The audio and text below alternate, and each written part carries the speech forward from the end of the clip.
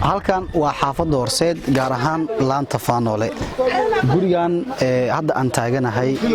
waxa ku nool maama da'deedu tahay 50 sano jir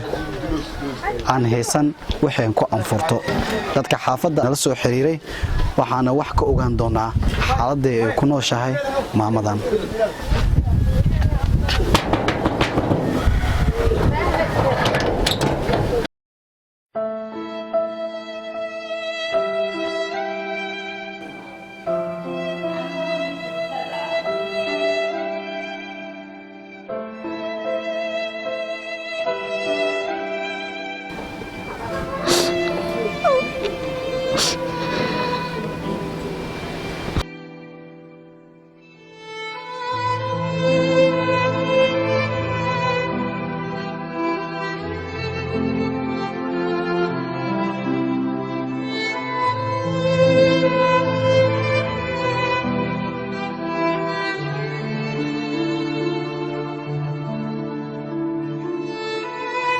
dhibaato waxa haysto waa kamay aanan baahalay ma shaqaysan kari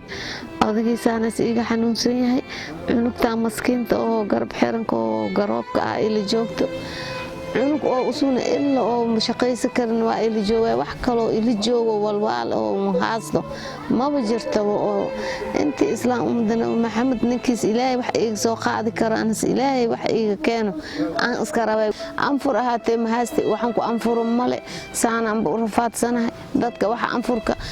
walaal oo baaqul leew keen ku anfuri kari adoogin waa iga xanuunsan yahay anfur ahaatee ma haasti iga soo gaara waa dhibaataysanahay walaalahaygiyo in kaagni codsana gacanta aleega qabto haddaba hadii si dhacdo gacanta aleega qablahay gacanta aleega qabto waxaan ku anfuro maasti afkeega u xeesan gacanta baahala ay cuni waa wajiifa baahala ay waxaan ku jiiftana mala adaaba waa kaas dhulkaan iska jiiftay isbooy maasti waxaan haysana male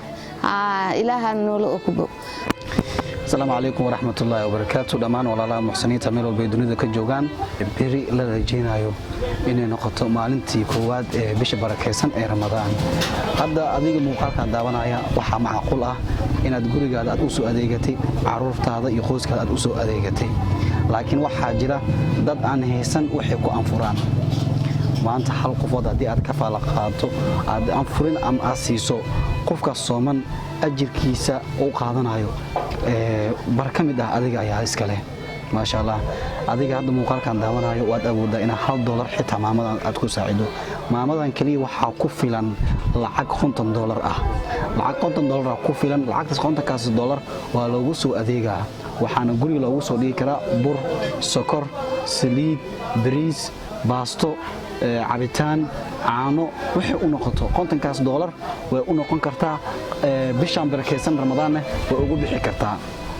waa wax ugu muhiimsan aan ka hadlayno kaliya waa inay heshaa adeegaasi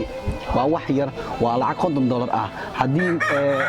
50 qofood isku soo dardarto $1 maamadan way ka faal qaadi karaan ma sha Allah walaalayaal aan ka faa'iideysano bishan barakeysan ee Ramadaan